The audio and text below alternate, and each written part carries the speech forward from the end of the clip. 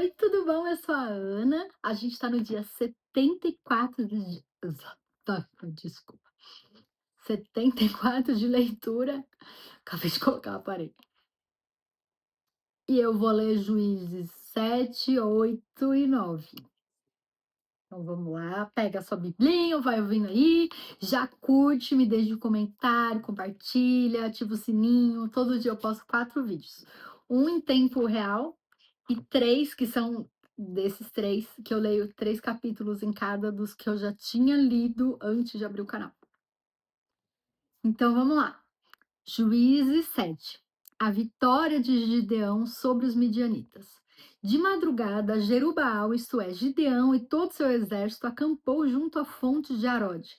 O acampamento de Midian estava ao norte deles, no vale, perto do Monte Moré, e o Senhor disse a Gideão: Você tem gente demais para eu entregar Midian nas suas mãos, a fim de que Israel não se orgulhe contra mim, dizendo que a sua própria força o libertou.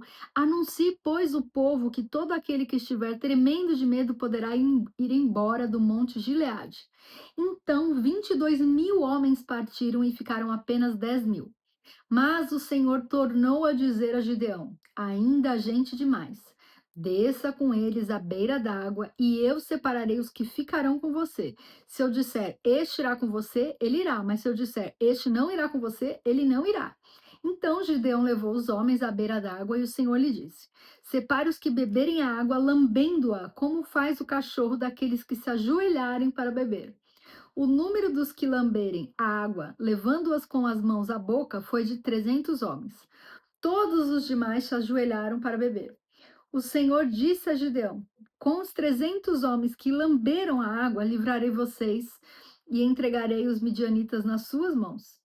Mande para casa todos os outros homens. Gideão mandou os israelitas para suas tendas, mas reteve os 300. E estes ficaram com as provisões e as trombetas dos que partiram. O acampamento de Midian ficava abaixo deles no vale.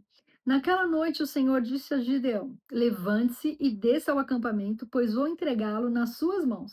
Se você está com medo de atacá-los, desça ao acampamento com seu servo Pura e ouça o que estiverem dizendo. Depois disso você terá coragem para atacar. Então ele e seu servo Pura desceram até os postos avançados do acampamento. Os midianitas, os amalequitas e todos os outros povos que vinham do leste haviam se instalado no vale.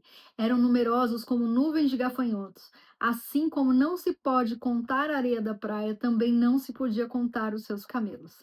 Gideão chegou bem no momento em que um homem estava contando o seu sonho a um amigo. Tive um sonho, dizia ele. Um pão de cevada vinha rolando dentro do acampamento midianita e atingiu a tenda com tanta força que ela tombou e se desmontou. Seu amigo respondeu: Não pode ser outra coisa senão a espada de Gideão, filho de Joás, o israelita. Deus entregou os midianitas e todo o acampamento nas mãos dele. Quando Gideão ouviu o sonho e a sua interpretação, adorou a Deus. Voltou para o acampamento de Israel e gritou: Levantem-se, o Senhor entregou o acampamento midianita nas mãos de vocês. Dividiu os 300 homens em 3 companhias e pôs nas mãos de todos eles trombetas e jarros vazios com tochas dentro. E ele lhes disse: Observem-me, façam o que eu fizer. Quando eu chegar à extremidade do acampamento, façam o que eu fizer. Quando eu e todos os que estiverem comigo tocarmos as nossas trombetas ao redor do acampamento, toquem as suas e gritem: Pelo Senhor e por Gideão. Gideão e os 100 homens que o acompanhavam chegaram aos postos avançados do acampamento pouco depois da meia-noite, assim que foram trocadas as sentinelas. Então tocaram as suas trombetas e quebraram os jarros que tinham nas mãos. As 3 companhias tocaram as trombetas e despedaçaram os jarros. Empurrando as tochas com a mão esquerda e as trombetas com a direita, gritaram: A espada, pelo Senhor e por Gideão! Cada homem mantinha sua posição em torno do acampamento e todos os midianitas fugiam correndo e gritando. Quando as 300 trombetas soaram, o Senhor fez que em todo o acampamento os homens se voltassem uns contra os outros com as suas espadas. Mas muitos fugiram para Bet-sita, na direção de Zererá, até a fronteira de Abel-meolá, perto de Tabate. Os israelitas de Naftali, de Asser e de todo Manassés foram convocados e perseguiram os midianitas. Gideão enviou mensageiros a todos os montes de Efraim, dizendo: desçam para atacar os midianitas e cerquem as águas do Jordão à frente deles até Bet-bara.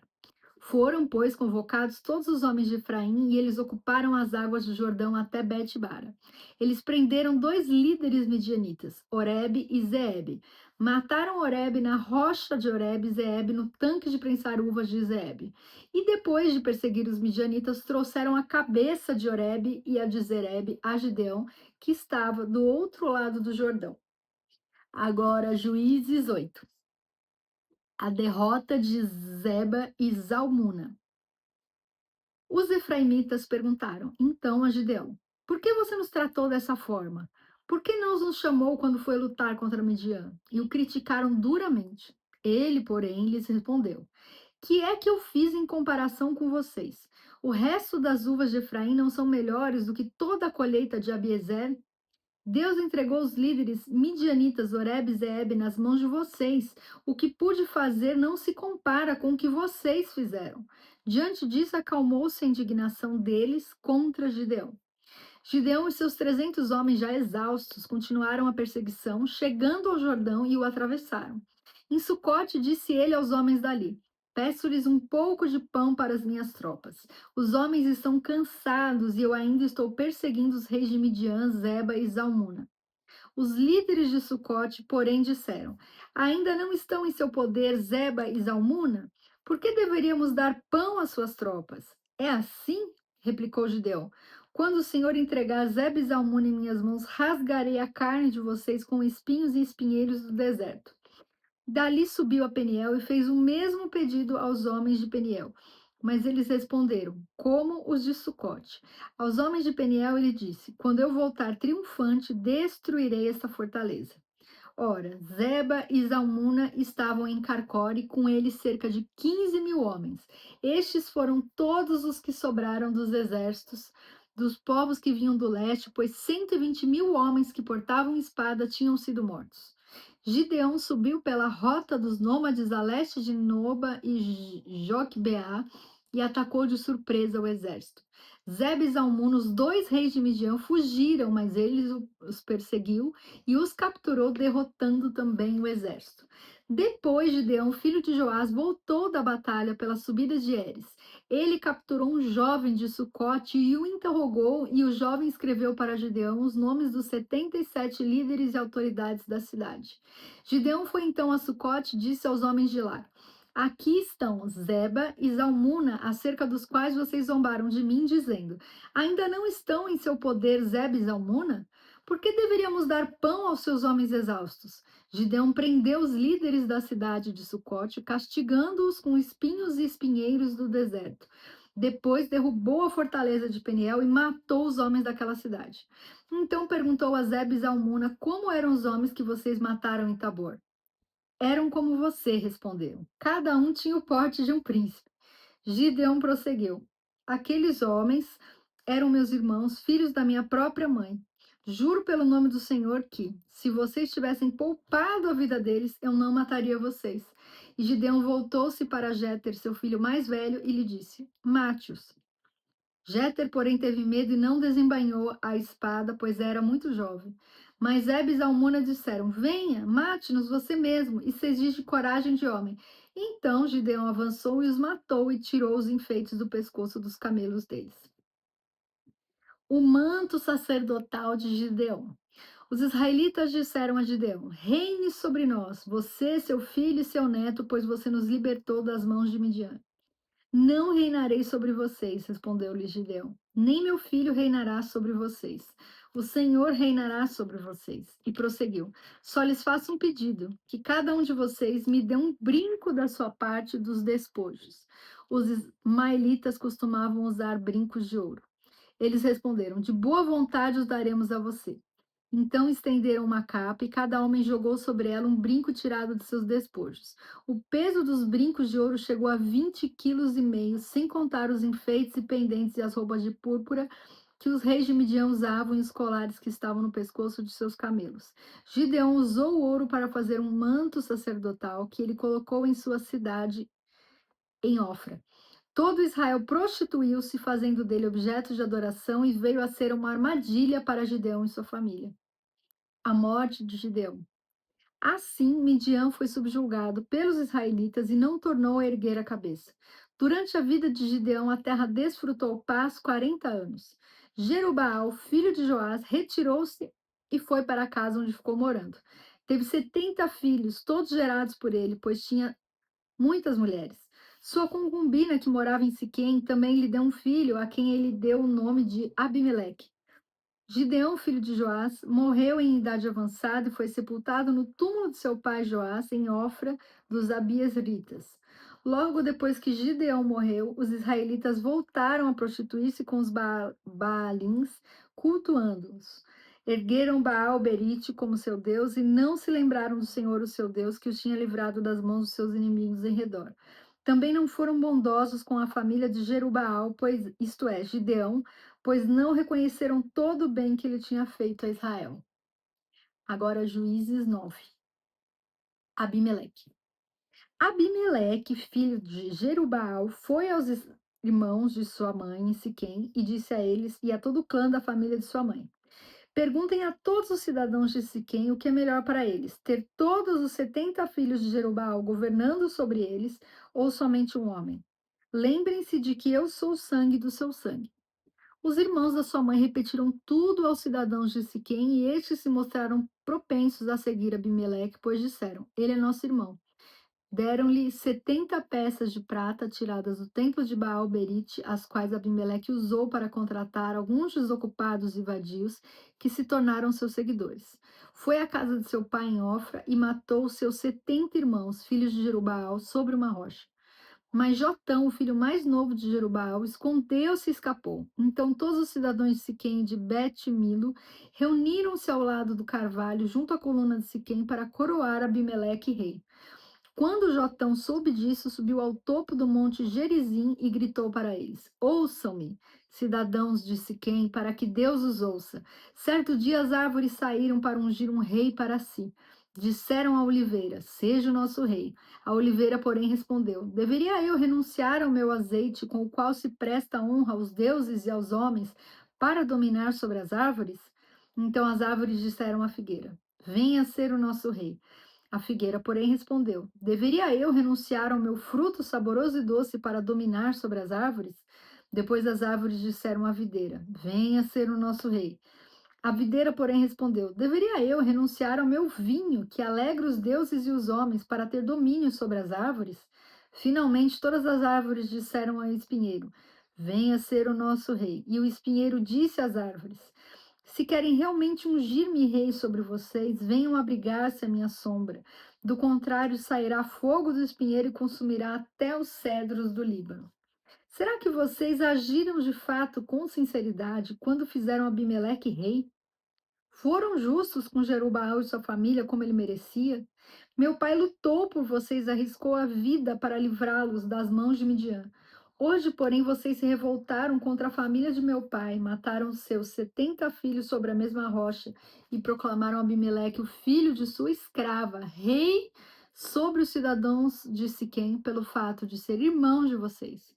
Se hoje vocês de fato agiram com sinceridade para com Jerubbaal e sua família, alegrem-se com Abimeleque e alegre-se ele com vocês. Entretanto, se não foi assim, que saia fogo de Abimeleque e consuma os cidadãos de Siquém e de Bet-Milo, e que saia fogo dos cidadãos de Siquém e de Bet-Milo e consuma Abimeleque. Depois Jotão fugiu para Beer, onde ficou morando longe de seu irmão Abimeleque. Fazia 3 anos que Abimeleque governava Israel, quando Deus enviou um espírito maligno sobre Abimeleque e os cidadãos de Siquém, e estes agiram traiçoeiramente contra Abimeleque.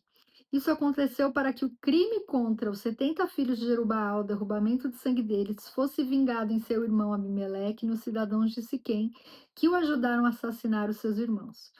Os cidadãos de Siquém enviaram homens para o alto das colinas para emboscarem os que passassem por ali, e Abimeleque foi informado disso.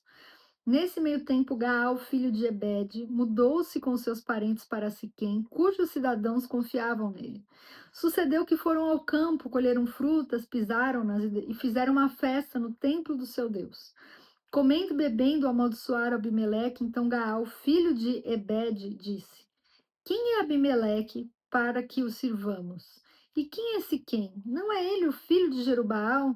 E não é Zebu seu representante? Sirvam aos homens de Amor, o pai de Siquém. Por que servir Abimeleque? Ah, se eu tivesse esse povo sob meu comando, eu me livraria de Abimeleque e lhe diria: mobilize o seu exército e venha. Quando Zebu, o governante da cidade, ouviu o que dizia Gaal, filho de Ebede, ficou indignado. Secretamente enviou mensageiros a Abimeleque, dizendo: Gaal, filho de Ebede, e seus parentes vieram a Siquém e estão agitando a cidade contra vocês. Venha de noite, você e seus homens, e fiquem à espera no campo. De manhã, ao nascer do sol, avance contra a cidade. Quando Gaal e sua tropa atacarem, faça com eles o que achar melhor. E assim Abimeleque e todas as suas tropas partiram de noite e prepararam emboscadas perto de Siquém em 4 companhias. Ora, Gaal, filho de Ebede, tinha saído e estava à porta da cidade quando Abimeleque e seus homens saíram da sua emboscada. Quando Gaal os viu, disse a Zebulon: Veja, vem gente descendo do alto das colinas. Zebu, porém, respondeu: Você está confundindo as sombras dos montes com homens. Mas Gaal tornou a falar: Veja, vem gente descendo da parte central do território, e uma companhia está vindo pelo caminho do carvalho dos adivinhadores. Disse-lhe Zebu: Onde está toda aquela sua conversa? Você dizia: Quem é Abimeleque, para que o sirvamos? Não são estes os homens que você ridicularizou? Saia e lute contra eles. Então Gaal conduziu para fora os cidadãos de Siquém e lutou contra Abimeleque. Abimeleque o perseguiu e ele fugiu. Muitos dos homens de Siquém caíram mortos ao longo de todo o caminho até a porta da cidade. Abimeleque permaneceu em Arumá e Zebu expulsou Gaal e seus parentes de Siquém. No dia seguinte, o povo de Siquém saiu aos campos e Abimeleque ficou sabendo disso. Então dividiu seus homens em 3 companhias e armou emboscadas no campo. Quando viu o povo saindo da cidade, levantou-se contra ele e atacou-o. Abimeleque e as tropas que estavam com ele avançaram até a porta da cidade. Então 2 companhias avançaram sobre os que estavam nos campos e os mataram. E Abimeleque atacou a cidade o dia todo até conquistá-la e matar o seu povo. Depois destruiu a cidade e espalhou sal sobre ela. Ao saberem disso, os cidadãos que estavam na torre de Siquém entraram na fortaleza do templo de Elberite. Quando Abimeleque soube que se haviam reunido lá, ele e todos os seus homens subiram o monte Zalmon. Ele apanhou um machado, cortou um galho de árvore e o pôs nos ombros. Então deu esta ordem aos homens que estavam com ele: Rápido, façam que eu estou fazendo. Todos os homens cortaram galhos e seguiram Abimeleque. Empilharam os galhos junto à fortaleza e incendiaram. Assim morreu também o povo que estava na torre de Siquém, cerca de 1.000 homens e mulheres. A seguir, Abimeleque foi a Tebes, sitiou-a e conquistou-a. Mas dentro da cidade havia uma torre bastante forte, para a qual fugiram todos os homens e mulheres, todo o povo da cidade. Trancaram-se por dentro e subiram para o telhado da torre. Abimeleque foi para a torre e atacou-a. E quando se aproximava da entrada da torre para incendiá-la, uma mulher jogou uma pedra de moinho na cabeça dele e lhe rachou o crânio. Imediatamente ele chamou seu escudeiro e lhe ordenou: Tire a espada e mate-me, para que não digam que uma mulher me matou. Então o jovem o atravessou e ele morreu. Quando os israelitas viram que Abimeleque estava morto, voltaram para casa. Assim Deus retribuiu a maldade que Abimeleque praticara contra seu pai, matando os seus 70 irmãos. Deus fez também os homens de Siquém pagarem por toda a sua maldade. A maldição de Jotão, filho de Jerubbaal, caiu sobre eles. E acabou. Até o próximo vídeo. Curte, comenta, compartilha, ativa o sininho. Um beijo e fica com Deus.